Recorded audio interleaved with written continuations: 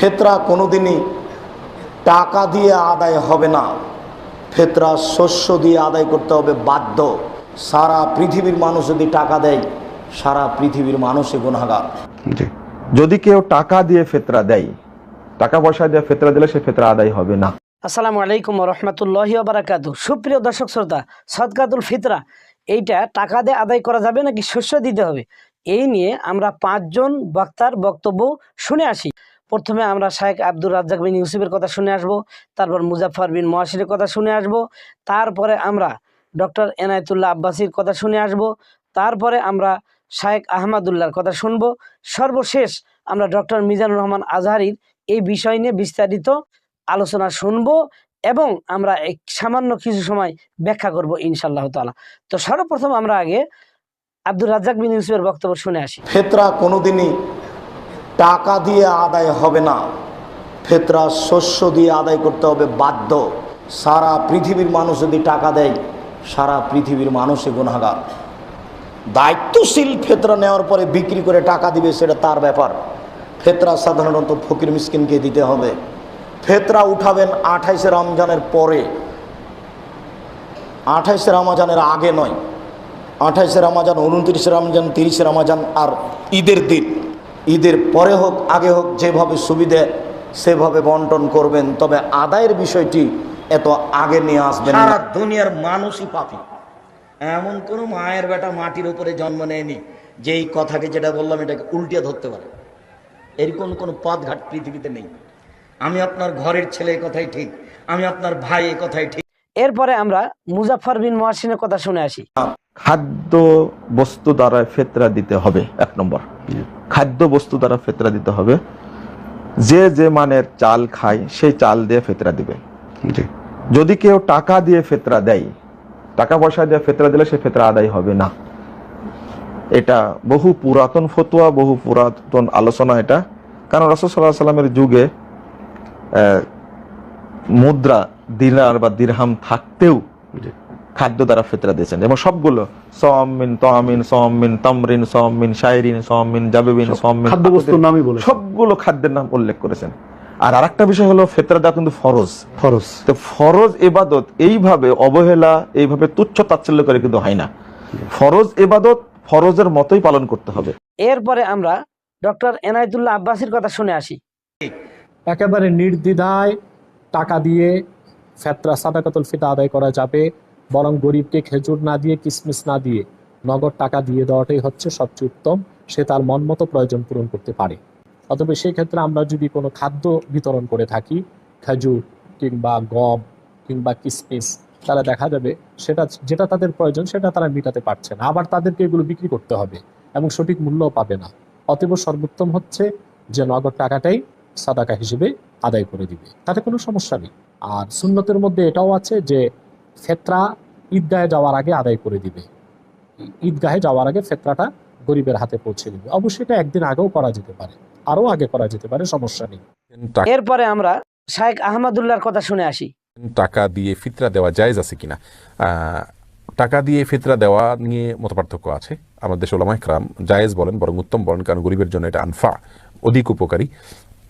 আর এই যুগে বিশেষ করে রাসূল আকরাম সাল্লাল্লাহু আলাইহি ওয়াসাল্লামের যুগে যেরকম খাদ্য এবং পণ্য দিয়ে পণ্য কেনা বেচার ছিল, এখন হলো মুদ্রার দ্বারা বিনিময়ের সময়। সেই যুগে ওইটা দিয়ে বেশি বিনিময় হতো, বিধায় তারা সেটা দিয়ে বিনিময় করতো। তার খাদ্য, খাবার, পণ্য দিয়ে পণ্য কেনা বেচা এটা হতো। নকুদের বা মুদ্রার লেনদেন খুব একটা হতো না, কম হতো। এই যুগটা হয়ে গেছে তার উল্টা সম্পূর্ণ। অতএব গরিবের জন্য এই দিনের, ঈদের দিনের খাবারের প্রয়োজনে আপনার ওই খাদ্যের মূল্য দিলেও আদায় হয়ে যাবে। এটা আমাদের উলামায়ে কেরামের মত, এবং এই মতকে কোনোভাবেই উড়িয়ে দেওয়া যাবে না, বরং এই মতের ভিত্তি অত্যন্ত শক্তিশালী, মজবুত।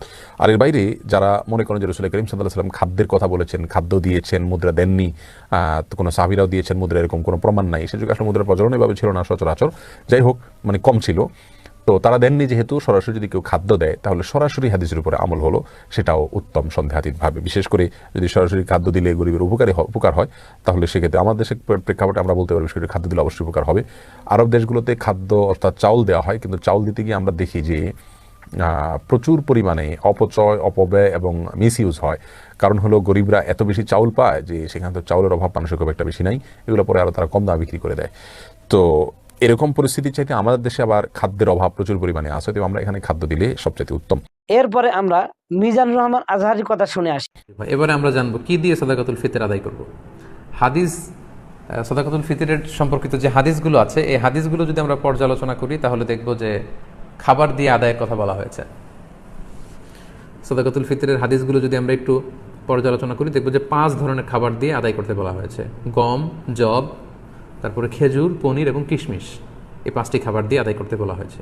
আবু সাঈদ আল খুদরি রাদিয়াল্লাহু তাআলা আনহু বর্ণনা করেন, সহিহ মুসলিমের বর্ণনা, যে কুন্না নুখরিজু যাকাতাল ফিতরি সাআন মিন তুআম, আমরা খাবার দিয়ে সাদাকাতুল ফিতর আদায় করতাম। It should be food item. এবং সে খাবারগুলো কি ছিল আমরা বলেছি যে গম, যব, খেজুর, পনির এবং কিশমিশ। কতটুকু পরিমাণ আদায় করতে হবে? 1 সা। 1 সাতে কতটুকু? আমরা কৃষিজ সম্পদের জাকাত বা ফসলের জাকাতের আলোচনা আমরা বলেছি যে 1 সার পরিমাণ কত, এ নিয়ে অনেক মতভেদ আছে। কেউ বলেছেন 2 কেজি 40 গ্রাম, কেউ বলেছেন 2 কেজি 400 গ্রাম, 600 গ্রাম, 3 কেজি, এবং সর্বোচ্চ হানাফি মাযহাবে যেটা সাজেস্ট করা হয় 3 কেজি 300 গ্রাম পর্যন্ত কিন্তু মতামত আছে। তো আমরা এখানে এটাই সাজেস্ট করলাম যে 3 কেজি 300 গ্রাম পরিমাণ খাবার আপনি সাদাকাতুল ফিতর হিসেবে দিয়ে দিবেন। আমাদের বাংলাদেশে যেহেতু প্রধান খাবার হচ্ছে ভাত, মানে চাল, আপনি চাল দিয়ে আদায় করলে এটা ফুড আইটেমের অন্তর্ভুক্ত। সো খুব সুন্দরভাবে আপনার সাদাকাতুল ফিতর আদায় হয়ে যাবে ইনশাআল্লাহুল আজিজ। 1 সা পরিমাণ চাল। সা হিসেব করবেন কিভাবে? 1 সাতে হয় 4 মুদ। আই রিপিট, আমি আবারও বলছি, 4 মুদে হয় 1 সা। এখন 1 মুদ কত? আপনার 2টা হাত এরকম মোনাজাতের মতো করে, একজন প্রাপ্তবয়স্ক মানুষের প্রমাণ সাইজের 2টি হাত এরকম মোনাজাতের মতো করে, এই হাতে যতটুকু চাল ধরবে একবারে 2 হাতে চাল নিলে যতটুকু এখানে ধরবে বা আটবে সেটা হচ্ছে 1 মুদ। এরকম 4 বারে যদি আপনি দেন তাহলে হয়ে গেল 1 সা। আপনার নিজ হাত দিয়ে এরকম 4 বারে হিসেব করেও আপনি করতে পারেন, অথবা হানাফি মাযহাবের যে প্রেসক্রাইব করা হয়েছে 3 কেজি 300 গ্রাম, সেই হিসাবেও আপনি 3 কেজি 300 গ্রাম চাল দিলে আদায় হয়ে যাবে ইনশাআল্লাহুল আজিজ। এক্ষেত্রে খুব কমন একটা প্রশ্ন যে খাদ্য না দিয়ে, চাল না দিয়ে, এরকম গম না দিয়ে টাকা দিলে আদায় হবে কিনা। এ ব্যাপারে স্কলারসদের মধ্যে মতভেদ আছে। হানাফি মাযহাব ছাড়া বাকি 3টা মাযহাবে, শাফিঈ, মালিকি, হাম্বলি, 3 মাযহাবে বলেছে না, যেহেতু সরাসরি হাদিসে খাদ্যের কথা বলা হয়েছে, so it should be food item, খাদ্য দিয়েই হতে হবে। কিন্তু হানাফি মাযহাবে বলা হয়েছে যে না, খাদ্য দিলে তো আদায় হবে, পাশাপাশি এটার মূল্য দিয়ে দিলেও ইনশাআল্লাহ আদায় হয়ে যাবে। এবং শাইখুল ইসলাম ইবনু তাইমিয়া আলাইহি রাহমা উনিও এই মতামতকে গ্রহণ করেছেন যে ফিতরা খাদ্য সামগ্রী দিয়ে আদায় করা উত্তম।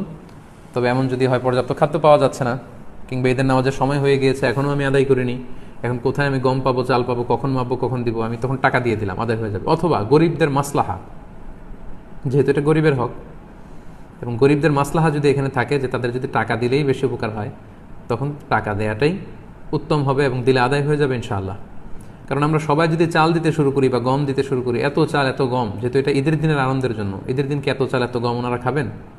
ঈদের দিন হয়তো অনেক গরিব মানুষ বা অনেক মিসকিন ফকির তারা একটু পায়েস খেতে চাইবে, একটু পোলাও খেতে চাইবে।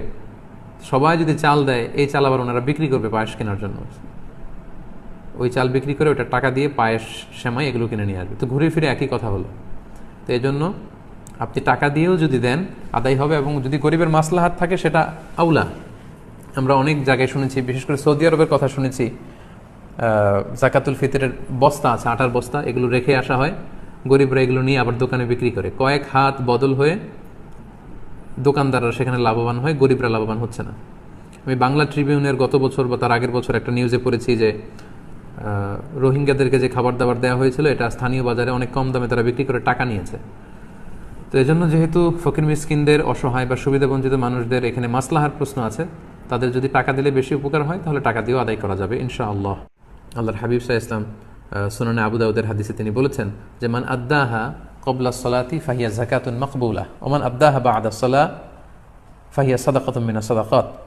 এটা ঈদের নামাজে যাওয়ার আগে যে ব্যক্তি এই সাদাকায়ে ফিতর আদায় করবে সে ফিতরার সওয়াব পাবে, অর্থাৎ সাদাকাতুল ফিতরের যে সওয়াব, পরিপূর্ণ সওয়াব সে ইনশাআল্লাহ পাবে। ওয়া মান আদ্দাহা বা'দা সালা, আর ঈদের নামাজের পরে যদি কেউ সাদাকাতুল ফিতর আদায় করে ফাহিয়া সাদাকাতুন মিনাস সাদাকাত, এটা অন্যান্য সাধারণ চ্যারিটি বা দানের মতোই একটি দান হবে। সাদাকাতুল ফিতরের যে সিগনিফিকেন্স বা সাদাকাতুল ফিতরের যে তাৎপর্য বা সওয়াব, এটা কিন্তু তখন সে আর পাবে না।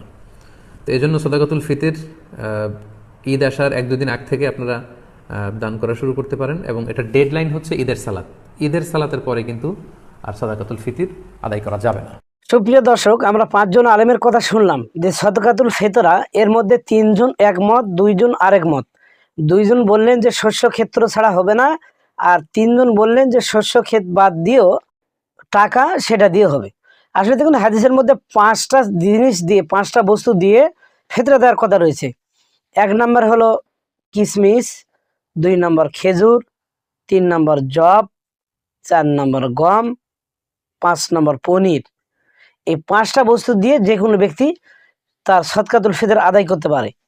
তবে এখন আসি আমরা যে হাদিসে আসলে টাকা দেওয়া যাবে কিনা কিছু কিছু আমরা বর্ণনা, যেমন ইমাম বুখারী হযরত মুয়াজ রাদিয়াল্লাহু তাআলা থেকে বর্ণিত, তিনি বর্ণনা করেছেন যে আল্লাহ রাসূল সাল্লাল্লাহু আলাইহি ওয়াসাল্লাম বলেছেন, তোমরা তোমাদের এই সদকাতুল ফিতরের মধ্যে দিয়ে কাপড় দিয়েও সদকাতুল ফিতর আদায় করতে পারো। এটা বুখারী 194 নম্বর পৃষ্ঠা, কিতাবুল জাকাত, বাবুল জাকাত, সেখানে বর্ণিত রয়েছে। এরপরে আতা রাদিয়াল্লাহু তাআলা থেকে বর্ণিত, হযরত উমর রাদিয়াল্লাহু তাআলা এর সময় শস্য ক্ষেত্র বাদ দিয়ে তিনি টাকা এবং অন্যান্য ইত্যাদি দিয়ে সদকাতুল ফিতর আদায় করার কথা বলেছেন। এটা আবি সাইবা 10,539 নম্বর হাদিস এটা বর্ণিত, এবং আবু সাইবা 10,472 নম্বর হাদিস। এরপরে হাসান বসরি রাদিয়াল্লাহু তাআলা বলেন, সদকাতুল ফিতর খাবার অথবা টাকা দ্বারা গ্রহণ করা যেতে পারে। মানে খাবার বাদ দিয়ে টাকা এবং অন্যান্য ইত্যাদি দিয়েও এটা গ্রহণ এবং প্রদান করা যেতে পারে। এটা আবি সাইবা 10,473 নম্বর হাদিস। তো সুপ্রিয় দর্শক শ্রোতা, বিভ্রান্ত হওয়ার কোনো কারণ নেই, আপনারা টাকা দিয়ে ফিতরা দিতে পারেন। আর যারা বলবে যে টাকা ছাড়া, টাকা দিয়ে কেউ যদি দেয় এগুলো হারাম, নাজায়েজ, পৃথিবীর কোনো মায়ের বেটা নেই, বাপের বেটা নেই আমার সামনে আসে, আসলে এরা হাদিসকে মানে না কোন জায়গায় মানে, এগুলা আমার মাথায় আসে না।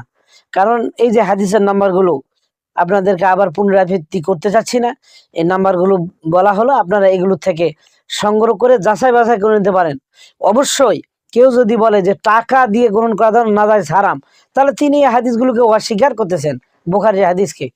এখন তো বুখারীর যেহেতু প্রথমে বললাম, এখানে তো জাল বলার আর কোনো ক্যাপাসিটি নাই। কাজেই আমরা যে অধিকাংশ মানুষ এই বাংলাদেশে আমরা টাকা দিয়ে ফিতরাটা দিয়ে থাকি, তাই আপনারা টাকা দিয়েও দিতে পারেন, ইনশাল্লাহ কোনো সমস্যা নেই। সকলে ভালো থাকবেন। আসসালামু আলাইকুম ওয়া রাহমাতুল্লাহি ওয়া বারাকাতুহু।